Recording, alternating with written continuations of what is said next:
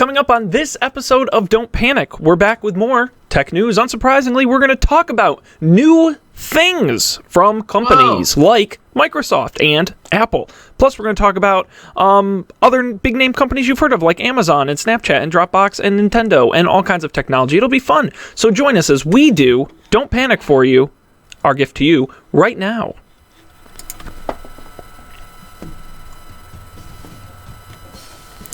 This is Don't Panic, episode number 107, recorded October 19th, 2015.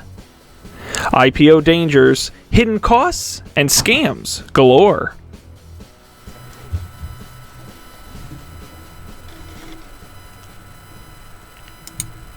Hello, everybody, and welcome to this episode of Don't Panic, the technology podcast that you can turn from a laptop into a tablet with just a simple click. I'm Sean Jennings, and I am joined, as always, by the Patty and Mildred Hill of technology. They'll always sing you a song. It's Colby Rabidou and Dan Miller. Gentlemen, how are we doing this week? Hey, I'm doing good. I'll give $1 million to whoever can get the reference. Patty and Mildred Hill. This is obscure. You got me. But you think? But it's tied to a special event that happened this week. It happened this week, as in today? I don't know. No, it was like a couple days ago. Okay.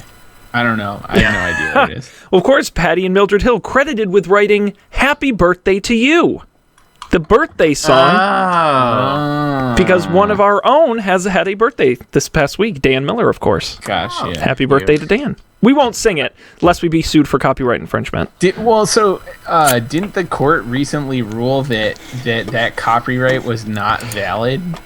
So you can't actually be sued for copyright infringement. That's what I thought you were referencing. Right? Yeah, yes and no. Yes and no. I mean, I don't want to be the one to, be sued, but yes, as of now, as far as I know, these appeals and everything, I'm for sure not a lawyer, so I'm sure hope there'll be good resolution. I know, people ask me that all the time. Go figure. Yeah, so at least for now, happy birthday to us all. Thanks everybody for joining us. This is Don't Panic, the technology podcast on gadgets, the internet, and you. We talk technology every week, Monday nights, 10 p.m. Eastern, 7 p.m. Pacific. I tell you the time because this week, for the first time, we're streaming live on the internet, not at our usual site. We are on twitch.tv for the very first time. Check out our site, twitch.tv/Don't Panic Show. We're trying it out this week. We'll see how it goes in future weeks, but we'll do them live Monday nights, 10 p.m. Eastern, unless otherwise noted. And, of course, our website, don'tpanic.io. All the links there and at Don't Panic Show on Twitter. Gentlemen, any non-tech related things you want to discuss before we get into the news this week? We were off last week because of the Columbus Day holiday. Right. What did you do for Columbus Day, Sean? Dan, that's a great question. I visited a friend in Baltimore, the greatest city in America, they self-proclaim, which is a little bold. I'm not going to lie.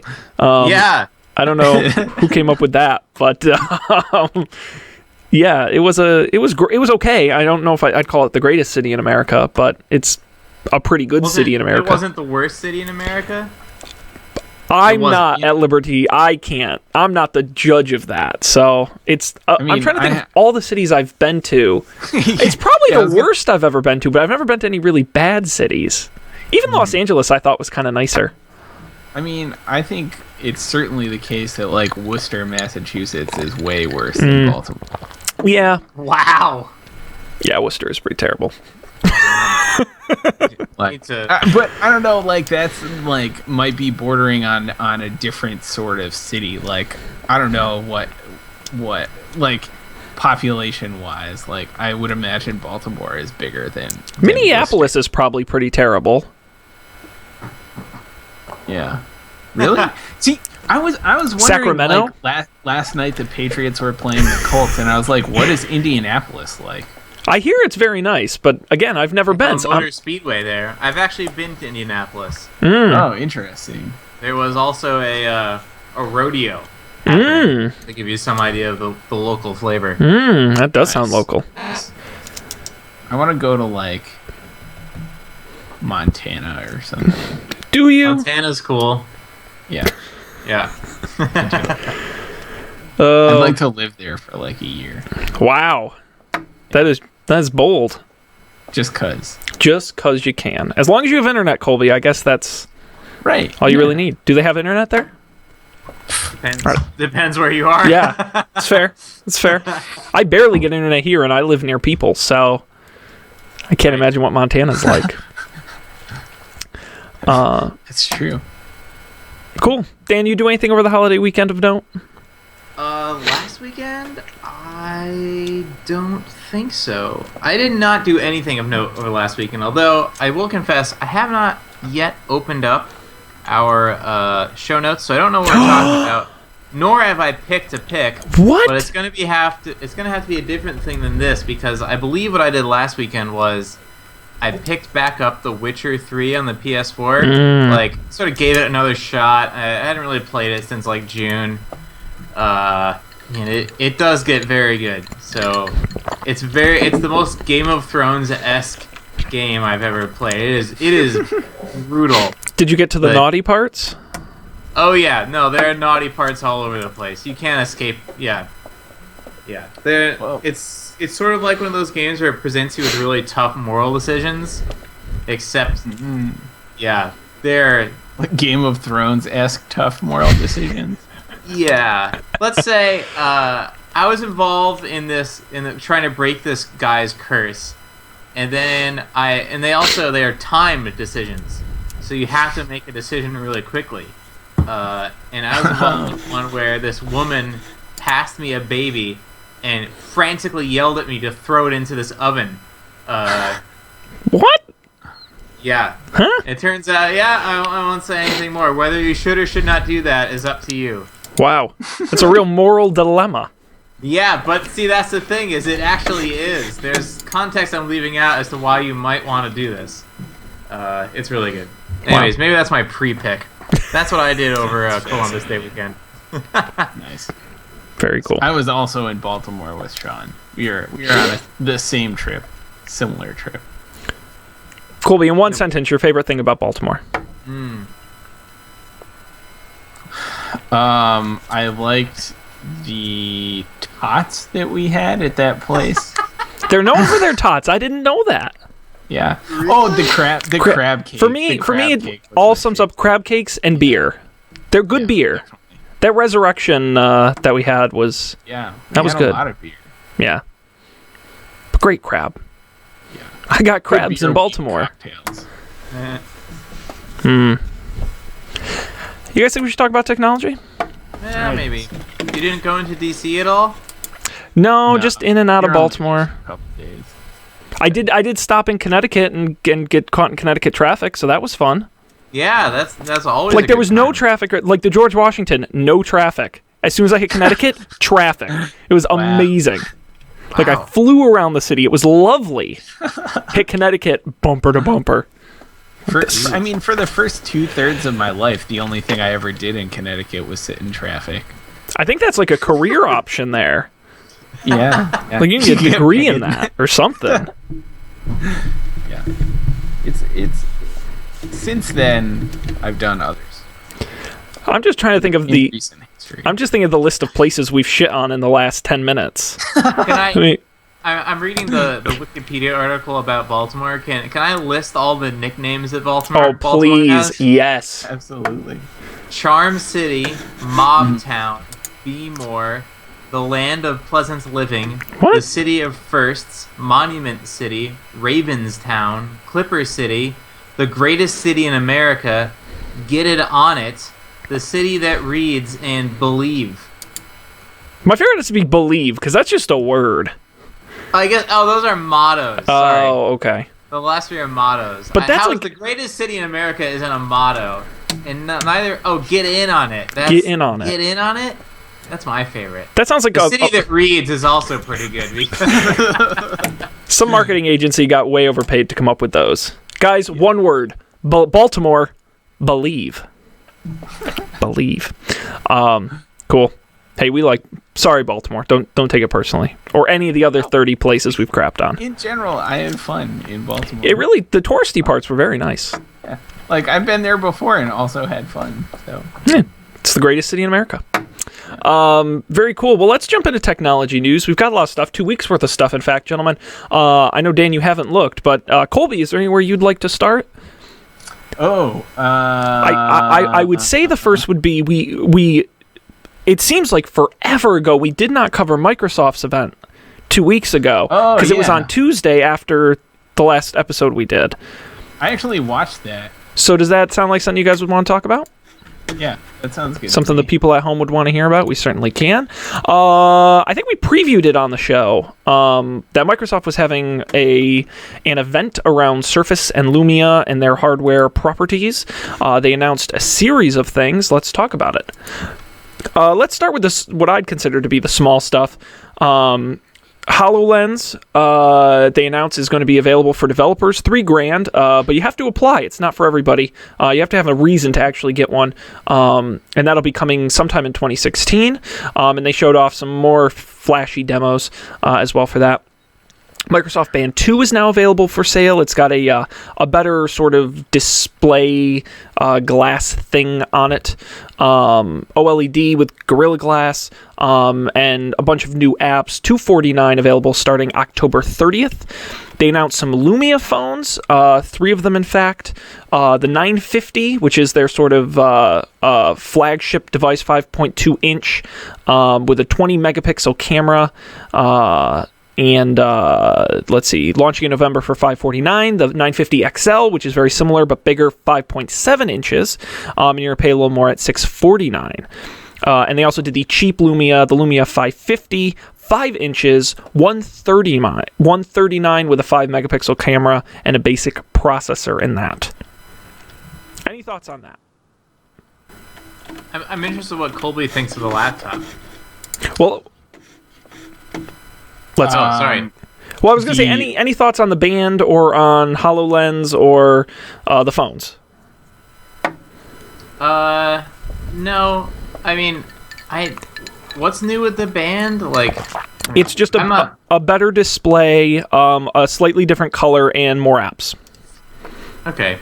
Those things are all nice. The phones, I have no opinion on at all. But the laptop. All right, let's get to the stuff people want to talk about. 2 big pieces of hardware. Starting, we'll start with the book, the Surface Book.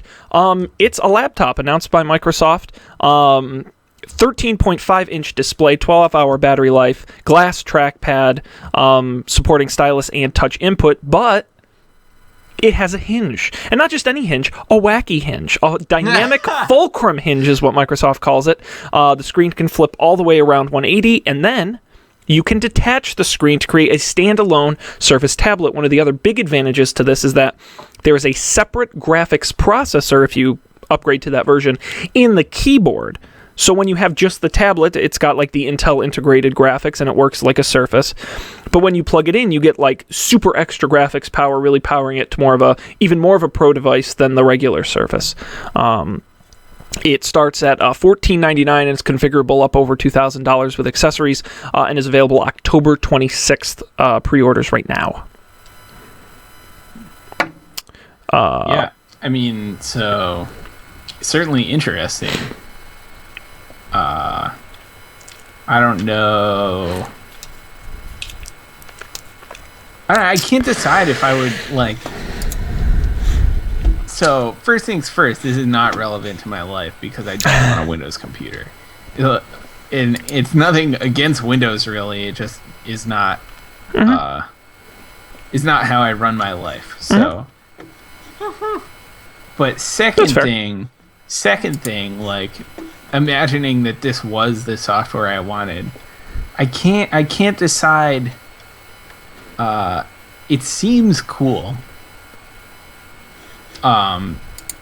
I would imagine it's nice. Like the Surfaces I've played with before have seemed nice hardware wise. I think it's certainly interesting. It's cool that you can have a keyboard or really have a whole laptop. I would be concerned that like about what that hinge was actually like and what like the connections were like. So the other thing I heard is that isn't it like the base, the keyboard base, in addition to having the GPU and stuff, also has a bunch of the battery. So when you take the tablet itself detached from the keyboard, has a relatively limited battery compared to what you might get from a dedicated tablet. So I don't know. I don't know. Like, I feel like that might be sort of an unfortunate trade-off. But then again, I guess if you're getting this sort of hybrid thing, you probably want to have the keyboard with you too. So it's interesting. I think. I mean, this certainly seems like Microsoft's iPad. I guess they already had the Surface Pro, but it's like the Surface Pro What would it be in like the Super Surface Pro, Surface Pro Max? Nice. Yeah. It's kind of neat. I don't really use my iPad anymore, and I don't know. I just think You're not buying the tablet thing? I don't think it would be useful for me. I could see how it would be useful in the same way that I could see how the iPad Pro would be useful to some people who do certain sorts of things. And perhaps this would be even more useful because the applications that do the things that those people do already run on this, as opposed to the iPad Pro, where it's like, well, maybe they'll run on this someday. But I just don't think it's for me. I like laptop. Laptops work for me. How much of your time on a laptop are you just cruising around on the web, though? Some of it. I still, though, but I will say, I have still yet to enjoy the majority of the web on a touch-enabled device. I like dedicated apps, and I like surfing the web with a mouse, and I really find it. You would think we would have gotten farther by now, but I just don't like it as much. I mean, it's also the sad fact that the mobile web kind of sucks. Like yeah. Well, there's no kinda. I mean, in a lot of ways, it really does. The tablet, I don't want the mobile web. No, but I won't but the regular go to a website. But the regular web, I still don't think works well with fingers. On a weekend, if I don't have to do anything really serious, I will only use my iPad happily. It's just right there. You pick it up. I read the New York Times. I read The Verge. I read Hacker News. All on it. No problem. Yeah. I take it to the coffee shop and I can do that. See, I think that's what I do with my phone, though. Yeah. Like, that's if I'm. I mean. Maybe it's because I don't have a usable iPad at this point. My current iPad is dated, if you will, being the prestigious second edition iPad. It's past the Apple window of usability. Oh yeah, yeah. You know, it works surprisingly well. I upgraded to iOS 9. It's like, this isn't that bad. It's no worse than iOS 8 was. In some ways, it actually works a little bit better. Like, some of the stuff is smoother, which shocked me. But I find myself using my phone, and or my tiny MacBook. I think that's a pretty nice compromise. The tiny MacBook. And I will say too, you Dan, the things you just rattled off that you do in your browser. I'm checking Twitter on Tweetbot, my feeds in Feedly. I'm checking my fantasy scores in the fantasy app. I'm watching football in the NFL app. I try to use on my iPad. I almost never open Chrome. Never. That's tragic. No, it's fantastic. It's a great experience. The web is dying, Colby. It is. We all need to look for more new jobs. 100% agree. Mobile's too bad, man. That's great. It's great for me. I love it. And we'll get into this here. But that's the reason why, if I were looking for just a tablet, I would not buy a Windows device, because they don't have the apps, which is where I spend 99% of my time, and that is a huge gap. I think so. I think I can consume probably 90% of my actual content, like outside of tweets, on the web. That's definitely the case. Like everything I read is on the web, be it on my laptop or on my phone in Safari or link. But I usually get there from an app. Like I get there from the Twitter app, or I get there from like a Hacker News app. I don't really browse the web exactly. Yeah, it's a lot different these days. I will quickly mention, in addition to the Surface Book, they also announced Surface Pro 4, very similar to the old Surface Pro, at least in form factor, 12.3-inch display, so an inch smaller than the Surface Book. It's got up to a terabyte of storage, up to 16 gigabytes of RAM. It's got all of the new Intel, what are they, Skylake? I always mix up whatever the brand new Intel processors are, which are much better. It's got a new Surface Pen, so get excited for that. Available October 26th, starting at $899. When I look at the Surface devices, I actually am very excited, and I was actually pricing them out online, which is not good because I don't need to buy a computer. But I look at my Acer Ultrabook, and which I love. It's great. It's about 2 years old, and it works great. I love it. But for the price I paid for this, I could get a higher end Surface Pro 4 or lower end Surface Book, and I just think, why would I get this Acer device when you get a quality, Microsoft optimized, flexible, powerful device at the same price point as their competitors? Like, I look at what Microsoft is doing. I realize you guys are an example of your Mac users. You're going to buy Macs. That's fine. But I think for a Windows user, these are fantastic devices, and the prices are great. And I never thought I would say I want a Windows tablet type device like the Surface Pro or even a convertible. But I think Microsoft has made the case, they have this great Surface Pro dock that you just hook it up, and it's got all sorts of USB 3 and mini display ports and all this stuff, and then you can just plug it into your desk when you need a laptop.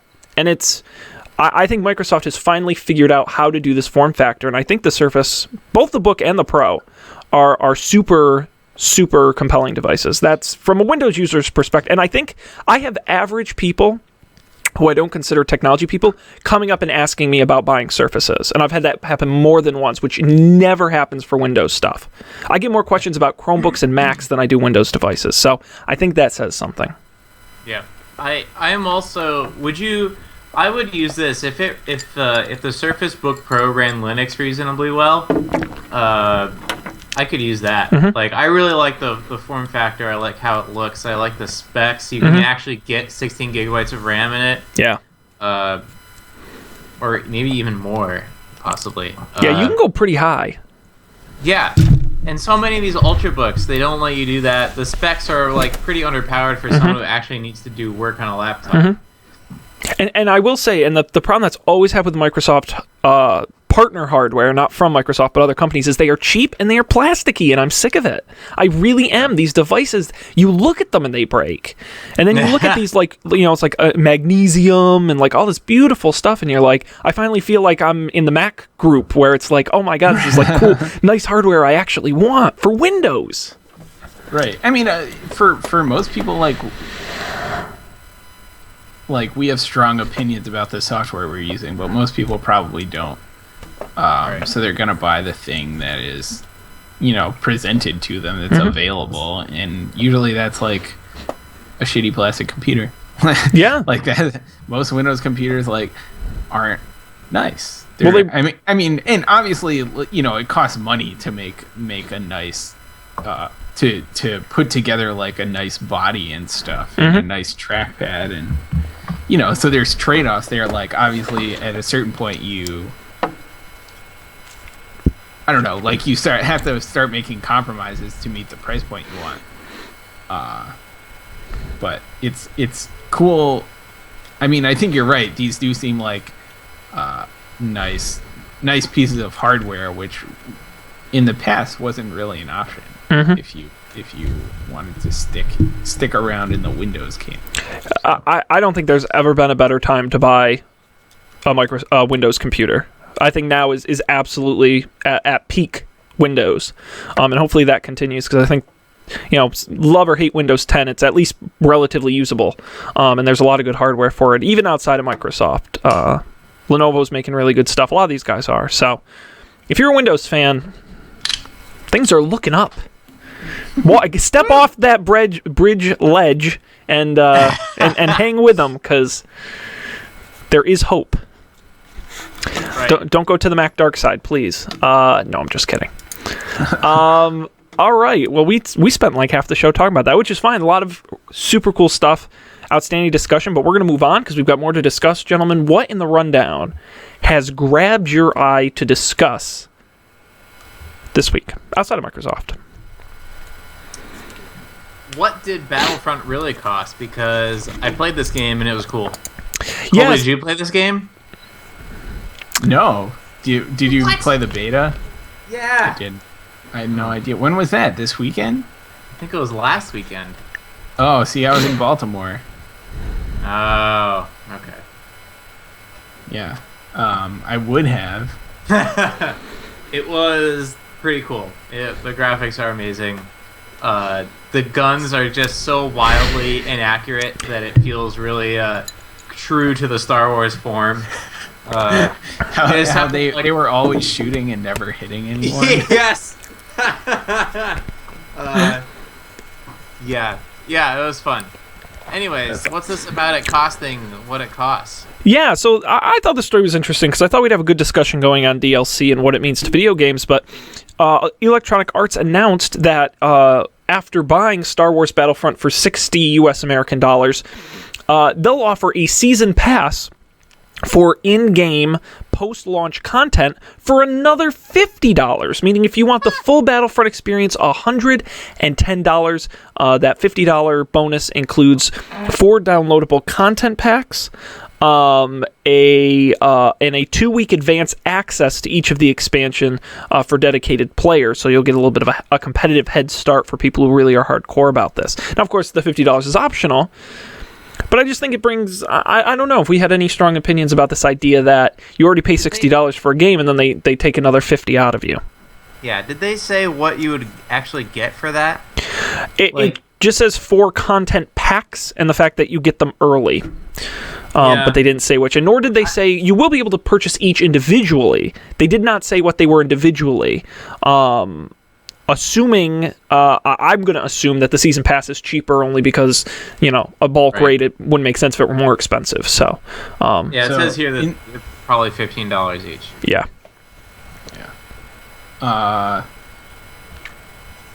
Yeah, I don't know. I think it's definitely the case that I'm going to get this game and play it a bunch. At the same time, I'm not have not been incredibly engaged in multiplayer shooters in the same way that many other people are. They tend to lose I tend to lose interest pretty quickly in that part of the game.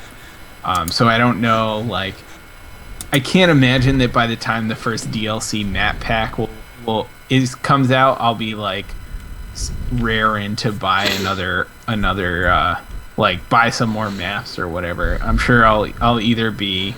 I could be totally wrong, but I just can't imagine I'll buy it because I don't think I'll get a lot of value out of it because I don't think I'll play it that much. Go ahead, Dan. I thought that Destiny did this really well in that I think they're $20 expansions, but they were game changing. It was less here's extra maps and it was more here's the next evolution of this game. Right. Well, Destiny, it's the next chunk of the story. In a way, it is a whole new game. I mean, similar to the way that Call of Duties are on the same, every year or every 2 years, it's most of the time it's the same engine. You just to have a new story and new multiplayer maps. Right. But I think Destiny is a little different in that it's like you said, it's a whole huge chunk of the game. But I have I think in the last year or so, Far Cry was definitely my favorite game, and I got the DLCs for Far Cry because I wanted more, because I did everything there was to do pretty much. And I found them pretty disappointing. Like, they didn't expand the world that I had been like living in. They were these like weird tacked on like mini games almost. And, Yeah. like it was fine, but I was a little disappointed in what I got for my money. And those, like, you know, season passes for other games aren't particularly cheap either. They're not $50, but they're usually like $20 to $30, I think. So I mean, that's still $90, almost $100 for the full set of stuff. Yeah, I thought also that Dragon Age Inquisition did this well, and that the expansions, whatever. The DLCs are like $15 or $20, but there were only 2 of them, and like they were significant. They're whole new worlds and like new levels for your character to unlock, and like all voice acted storyline, and it all tied into everything else. Yeah, that's what I would want. Like, that's the kind of thing I would pay for. Like the Far Cry ones, like some of them were like just extra side missions in the main thing, which I got, like, which would have been nice, I guess, if I had gotten it while I was playing through the game, but I got it after I had finished the whole game. Like, there's not much value in like side quests when you're not trying to like level up or anything to go through the main story. So I don't know. I thought that was pretty disappointing. But that's really the only game I've gone for the DLCs in recent past too. So I mean, really, the way DLC should work is a video game company should ship a complete 100% game. And then, for real fans of the game who want additional content, in exchange for money, the company will create more content. That content actually adds value and increases the story or the core functionality of the game. I think what bugs me is companies that, like you said, just you buy new skins and one new map and it's $15. Right. Or companies that hold features back just so they can sell you an additional $15 or $20. You know, there's a lot of ways to scam the DLC system that really screw over the fans of the game. Yeah, and I mean, I think in some cases, like, maybe it just doesn't even make sense, but it's almost expected that it's, you know, it's a thing. Like, every game has DLC. It's part of the business model now. I mean, these companies, they factor that in when they figure out how much they can spend to make the games. And, you know, I like the idea of the season pass, which is where you pay one discounted rate, and if you're a fan of the game, you're probably going to buy all 4 packs anyway. And then they just give you a better option to get that content. So that's at least exciting that they're trying new things. Cool. So we'll look forward to Star Wars Battlefront. I'm sure you guys will both pick that one up. Dan's excited. Battlefront and Fallout 4 and Just Cause 4, 3. Oh my god. Whatever. Didn't even know. Yeah. I'm going to have to take it. I think I'm going to take at least one day off when Fallout 4 comes out. Yes. And you got to do a Twitch stream. You got to stream the whole thing. Oh. Because I will take the day off to watch it. Oh, man. I think that would be great. I'm just saying. We'll just put that out there. Yeah, we could have a new Don't Panic sideshow of Colby and I playing Battlefront on Twitch. Yes. Yes. And you may just push me to at least track down an Xbox or a PlayStation somewhere. Who knows? All right, let's continue on. More news, including, gentlemen, what would you like to talk about?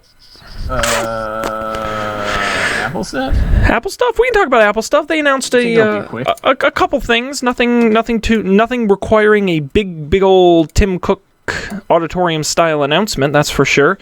iMacs. Yes, they still sell those. Believe it or not. And they're so good. And they look beautiful. I will say they look great. They're so thin and just on that little stand. They look pretty sexy. And they're new. with new fancy-ass displays. So we've talked on the show before about the 5K display on the big iMac. Well, now the smaller iMac, your 21.5-inch iMac, now has a 4K display. That's going to blow your eyeballs out of your skull. Faster processor, faster RAM, improved graphics, the whole 9 yards with the 4K display, improving over a 1080p display that was on the old model. They say 25% more colors, including colors you've never even heard of. That's not true. I made that up. Let's see. They're also refreshing the 27-inch 5K iMac with just new processors and new guts. But the big change comes to the 21.5-inch. The cheapest starts with a dual-core i5 with going all the way up to a quad-core i5. And starting with 8 gigabytes of RAM and going all the way up to 16 gigabytes of RAM. The 4K model will start at $1,099. At $1,499. The old 1080p models will continue to start at $1,099 as well. In addition to that, they announced some accessories, because we love some good Apple accessories. Keyboard, trackpad, mouse just became a family because they all got updated, except the mouse, not really, but we'll get to that. Big change, they're all going to built-in lithium-ion batteries, no more AA's for your accessories, all charged over the Lightning cable. They say the batteries are expected to last about a month per charge and should gain about 9 hours of power from being plugged in for just 2 minutes. So in case they run out, you can at least get another day out of it pretty quickly. The Apple trackpad, reviews are in. They say it's very good. A flat metal base with a white top, and they say you can click anywhere on it. The whole thing is one big click, and it supports Force Touch. So I'm assuming similar to the MacBook trackpad as well. Yeah. So I'm excited for. I mean, the new iMacs look nice, but I'm not in the market for a desktop. But I'm excited for the trackpads. Like, one, because the rechargeable battery, because I never really, it didn't really faze me, but there's a pack of batteries on my desk, and it's because I have a trackpad that takes AA batteries. What uses AA batteries anymore? Come on. Just that. And the other thing I like about this is that it's there's no moving pieces, so it's like the Force Touch trackpad, and that's nice because like the other trackpad is nice in that it like clicks, like its feet like push up into it when you push down, and that's fine unless anything is under it slightly, and then it like won't click, and it's very confusing. So I'm excited to one day get one of these and never have the experience of either changing the batteries again or trying to click and having it be all weird on me. So I think it's cool. I am jealous as a Windows user, actually. I would love to have one of these. But Colby, what if I told you if it was nearly double the price of the current one, $129? I mean, yeah. So, I mean, the real good news is that I only use trackpads at work. I have a mouse here for, I don't know why. I think because we used to play Minecraft, and I used to play it on this computer, so I had a real mouse. I do have a trackpad here, but I would probably only get a trackpad at work, which is something I would probably get through work rather than purchasing and using at work. So it wouldn't actually cost me anything. But yeah, if I would not buy it myself. I would probably wait until I got a computer that came with it. Hopefully. Yeah. Makes sense. We also saw an update to the keyboard, new design, a little bit different. You'll notice it if you were using the old keyboard, but not that radically different. It's also more expensive, $30 more expensive, starting at $99, but it also has the rechargeable built-in as well on that. And then the Apple mouse. Wait, does the keyboard have the Max? Does the keyboard the new keyboard have like the tiny MacBook style keys? Is that what it's so they said in this Verge article they said it is not the action on the keys is farther than the MacBook. It's not as compact, but it's the same sort of switch, so it does feel different. Okay. And the mouse, which is slightly longer. It's basically the same. It is $10 more, $79. If you go to your local Apple store, just remember this. You want the Magic Trackpad 2, the Magic Mouse 2, and the Magic Keyboard. I'm really psyched that they're doubling down on the Magic. That sucks. That sucks. I'm just going to come out and say it. The new Magic Keyboard? No.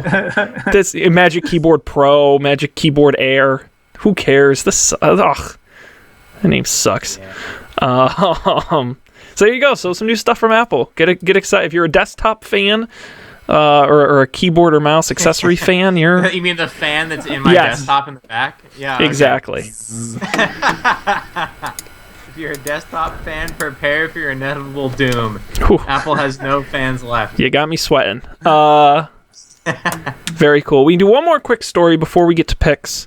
Is there anything in here you guys want to talk about? We can talk about Amazon suing reviewers, Fandango possibly cheating on movie ratings, Snapchat getting rid of original content, Nintendo hardware, Dropbox, Google Docs ripoff. Yeah, the Dropbox dock ripoff. That is tough to say. We're just mumbling through today's show. Dropbox docs ripoff. Yes. Dropbox announced a new feature this week. Well, a new product, really, with the most original name I've ever heard of in the tech space. It's called Paper. I know. How unique. It is a collaborative document editor. It's very similar to Google Docs in a way. If you use their Notes, which is only been in testing, so I doubt you have. For now, it's only a web-only tool for writing and editing documents. Again, multiple people editing it. To-do lists that let managers delegate tasks and track them. You can, if you... Of course, they'll live in your Dropbox as well. And you can also comment anywhere in the document via text. I will point out it's invite only and web only. So odds are good you probably aren't going to be using it soon, but it is something they announced and are working on. Now, Sean, it sounded like from your commentary in the rundown that you didn't think this was an interesting. You didn't think this was a good idea. Well, here's my problem. I have been a paid Dropbox user for probably 3 years, going way back. And I'm kind of over Dropbox, to be honest. Like, it's not... I have problems with Dropbox all the time. Their desktop app on Windows is terrible. It is the biggest memory hog. I can't leave it running in the background, or else my computer, just gives up. So my files never get synced. It's a big hassle. Their mobile app, it works sometimes. Remember when they came out with Carousel? And that was going to be their photos, and then they kind of just gave up on it, and then my photos were weirdly synced in 2 places. Carousel isn't really supported? I mean, it's still around, but they haven't done anything new with it in 2 years. Then they came out with Mailbox, which is a fine app, but it really doesn't have anything to do with their core functionality. I'm just for me, it's a company that is doing nothing to focus on their core products, and it just really, I swear to God, I'm this close to just moving all my files to Google Drive, because at least that, I know that works. So that's really it. I don't have a problem with Paper as an app. Not that we needed another Google Docs competitor, but that's fine. I don't know. We need another app called Paper. Well, that too. Come on, seriously, come on. It's the Facebook Paper, the Paper drawing app, and now Dropbox Paper. I mean, was that the first name they came up with? Seriously? I mean, what a joke. I mean, I don't know. I'm just, but don't go into some anger here. Don't go into new products unless your main product works almost perfectly. Don't do it. Don't do it. And that's all they're doing is just going in these crazy and they're buying all these companies and just make file syncing really good. Well, so I think the problem with many I don't know, of the Silicon Valley wonder companies is that they took a ton of money from people. There was probably a point in Dropbox's history where they could have powered through and just gotten incredibly good. Well, I mean, at one point they were the best at what they were doing. I mean, maybe they still. I don't know what the other options are. Like, I don't really use it. Like, Dropbox is fine for what I do. I use the 1 gig for like random documents that I don't want tied to my machine. But like when you take all that money, whether or not you end up going public, you still have to like, have a plan or have, I don't know, like start, if the like projections for how much money you can make off the one thing that you do are not enough to satisfy the desires of the people to which you are beholden for all the money you took from them. That's why these companies explore the way Dropbox is exploring. Yeah. I mean, like, Facebook has done the same thing, possibly more successfully, or relatively successfully in comparison to other companies like Twitter, who, haven't been doing so great lately. So it's like, I don't know, like, I understand why it's happening. And I think it's easily explained by that. It's sort of necessary for them to continue to be the next big thing. It's hard to live up to a $10 billion valuation. That's just the point of it. And I get that. And I think that's fine. And as an investor, that's absolutely what I would be saying. Just as a customer, it bums me out.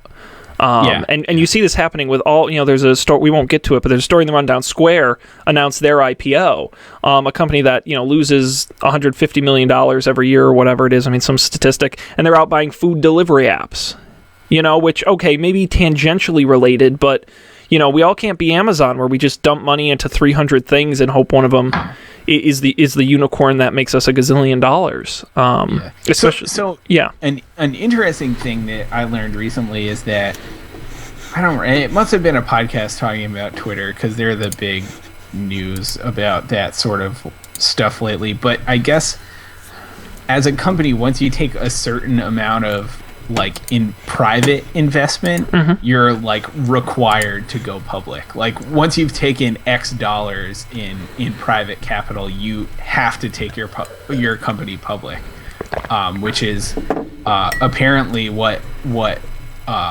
happened with Twitter, and similarly happened with Facebook.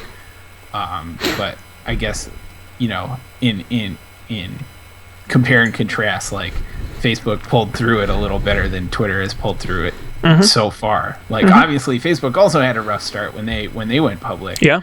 But they've since rebounded off of that. So that was really interesting. I had no idea that was the case. But that makes a lot of sense. Why like Twitter is a public company now and hasn't figured out what their business is. Yeah, exactly. Well, and they just laid off 8% of their workforce this week. So, all these companies are all over the place, and it, I don't know. This one specifically just really bugged me because it's so unnecessary. Yeah, it seems bizarre. But maybe they know something I don't. So I will continue to commentate on the internet with nobody listening. That's fine. I've got no problem with that. I've been doing it for years. Literally. The nice thing about no one listening is you never have to like re-explain yourself or consider other points. Nobody asks. Nobody asks. It's so good. It's gonna be funny too because I never remember what we end up talking about on these shows. A week or two later, and sometimes someone's gonna go back and in episode 23 we said X about company Y, and it was we've got so much archived content. I can't wait for someone to discover some really embarrassing thing or some really terrible thing. Flattering because it would mean they'd have to go through and watch all of it. That's exactly it. One of us ever becomes famous, we'll know someone will have to scrub through all these. It's true. Yeah. They'll use this clip. When Dan runs for president. They'll use this clip talking about it. Yes. Dan Miller for president. I can imagine the attack ads from Don't Panic. Would you trust this man? Look at this asshole to his right. Associates with these people. That's exactly right. Very cool. All right, well, we're going to move on to picks, which I see Dan's pick has already changed. I already picked the thing that I said. I already talked all about The Witcher. I needed to. And nobody's talked about your new pick, Dan. Why don't you lead us off? Because I'm excited. This is a great pick. Yeah. Thanks to another pick that came out of the pick that Sean gave last year, the pick that keeps on giving, the morning stream. They did a Futurama week where I was exposed to Futurama. So instead of doing Star Trek trivia every day, they did Futurama trivia. So I've been watching it for about a month now, and it's good. It's one of those things that's worth watching through. You don't really have to pay attention to it. Although I was a little shocked by the abrupt change between season 4 and season 5, where season 4 is like square boxed, fuzzy, low def cartoon, and then season 5 is hour-long, high def episodes, and then season 6 is the high movies. def, and now back to half an hour. Yeah. So I was a little, I'm just, had it on for a couple of them, and all of a sudden I'm like, and this episode's taking a long time. Well, season 5 was like the one where they were off the air, sort of, but they did like the 4 movies, things, right? Yeah. Right. And then they came back on with a lot of self-referential humor, like 30 Rock had. Yeah. Very much so. I really love Futurama. I always, that was my favorite thing to watch on Adult Swim during my teenage years at like midnight on a Saturday. It's great stuff. Yep. Yeah, fantastic. Available on Netflix, streaming. And I will say, and this is going to sound super nerdy, but stay with me here. If you get the opportunity, Futurama has some of the best DVD commentary, because you get Matt Groening and David X. Cohen, and if you've ever wondered, A, how cartoons are produced, B, how television is written, or C, just about nerd stuff in general. I actually, believe it or not, listen to the first 4 seasons and all the movie commentaries. Wow. And they're if you're a fan of the show, you will really enjoy them. So if you have a chance, it is. I get the Netflix DVDs still because I'm that guy. Because someone has to, and it's a great way to do that. So you're keeping the robots employed. I am. I love DVD commentary. I could go on why I think that's really underrated. But anyway, if you're a big Futurama fan and you have the chance, you won't regret listening to that. But that's my little mini plug. Cool pick. Nice. Yeah, that's fantastic. That's a really great show. Colby, you got a video game pick for us here. I for some reason had thought you had picked this before, and then I checked and you didn't. So makes sense. Tell us about it. I feel like we may have talked about how I was interested in playing it once it came out. No, maybe. But in any case, 2 weeks ago, I guess it was a week before last Thursday, Uncharted, the Nathan Drake collection came out on PS4, which is the first 3 Uncharted games remastered for the fancy new console, which might be annoying if you're a person who had a PlayStation before and already owned the Uncharted games. But as a person who hasn't never owned a PlayStation, I was interested because I've heard good things about the games from Dan and others. And so I got back from Baltimore on Sunday, and since Sunday I have beaten the first 2 games. I finished the first 2 games, and I am a couple hours into the third one. Wow. Nice. I pretty much, like, this Saturday and Sunday, effectively all I did was play video games, with short breaks for like a shower and like pizza. Living the dream, man. Nice. Yes. Look at you. It was a great weekend. But yeah, it's been really fun. So I've really enjoyed them. I think they're a ton of fun. The game is fun. Like I've played other games like it. Like it's pretty Tomb Raider-esque, but the characters and the story and like the character interactions are pretty fantastic. So it's worth it just for that. And then later, is it this year or next year when Uncharted 4 comes out? Yeah. It sounds, am I correct in thinking that's going to be the last Uncharted? I don't know. Oh, No it idea. sounds like it's called Uncharted 4: A Thief's End or something. So it sounds very final. But I have no idea if that actually means it will be final or not. But in any case, that's my pick. It's been a ton of fun. It's like 3 games for the price of 1 game. Nice. So, yeah. Yeah, if you haven't played those, PlayStation 4, I believe they're PlayStation exclusive, right? Yeah. Yeah. I would assume. I think they are. I think that one has always been a PlayStation exclusive. And we'll have the Amazon link on the website, don'tpanic.io. Go there, and we'll send you to the right place, we promise, to check that out. Very cool. All right, my pick this week, I'm going to try not to do one of my long review type picks, which I know I have an awful habit of doing, but short story. I was in Baltimore last weekend, as we previously discussed, and when I got home, my check engine light came on. Now, I am not a car guy, so I have no idea what that means. Not that I panicked, but I had no idea what it was. And then I remembered something I had read on the internet a long time ago. We didn't talk about it on the show, but a service called Automatic, which is designed to make your car smarter. I checked it out. I did the impulse buy, and I bought one. And I plugged it in, and as I will show, it told me that my gas cap was not properly put on by the gas station attendant in New Jersey. And thank goodness it saved me, and I reset the light, and it saved me a big hassle and a trip to the shop. So it was well worth it. It's called Automatic. Check it out. It's this little thing. Look at this. Isn't that neat? It's this little doohickey. Every car, I think it's after 1999, has what's known as an ODB port, and it's somewhere in the cockpit of your vehicle, and it's got these little plugs, and you just find your port and you just plug this right into it. It's got Bluetooth and a GPS and all sorts of smarts in it, and it connects to your phone, and it tracks all sorts of things that you do while you're driving. So the acceleration, the braking, the location of your vehicle, the speed which you were going, all those sorts of things get sent from the car into this, and from this to your smartphone. I will now flip so you at home should hopefully see on the screen. Hey, there we go. You can see what the app looks like. This is my car. It, of course, shows you engine codes, so if you've got issues, it'll tell you the specific engine code, which is great because you can actually look up what the problem is, not just check engine light. It'll tell you the gas estimated remaining range in your gas tank.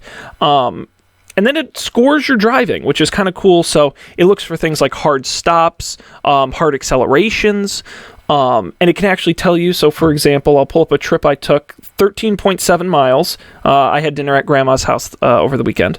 It cost me 82 cents to drive there, and you can actually see here the map of my exact drive. You can see I had 1 hard acceleration, and I actually know that intersection. It took me 21 minutes. I had 35 miles per gallon on average, and it actually makes you a better, smarter driver. And then, of course, you can, this works with IFT and all the sorts of other plug-in type apps. So, pull in your driveway and your smart lights come on and all those sorts of things. But to date, since I've owned it, I've scored a 95 out of 100 on good driving, so good for me, averaging 30 miles per gallon over 40 miles. And I've used $3 worth of gas. So would I call this necessary for everybody? No. But if you own a car, and especially if you have check engine lights or something like that, this is a good way to do it. And it's just kind of a cool gadget for your car. It is $100, so it's not, super cheap. But I think the trip it saved me going to the garage made it worth it, especially for the hassle. And I've been having a lot of fun playing with the app, and then you kind of learn about your driving. And I now know there's one intersection I always gas it when it hits the green light, but it's always that one intersection. So now, in an effort to save on fuel, I try not to do that when I get there. So I don't know. I don't think it'll save me a fortune, but you never know. So that is my pick. Automatic.com if you're interested in picking that up. I know it really applies to you city dwellers. Nice. But still kind of cool. Making our life smarter. That's pretty fantastic for the check engine light. That, for me, is the real reason you pick it up. Simply because you can go to your mechanic and say, I know it's code DB117, which means, the air intake in valve 7 is, it gets really specific, which is great. Right. And then if it's like a BS thing, you can actually reset it using this, and it'll just take the light off your dashboard, even better. which is nice. Yeah.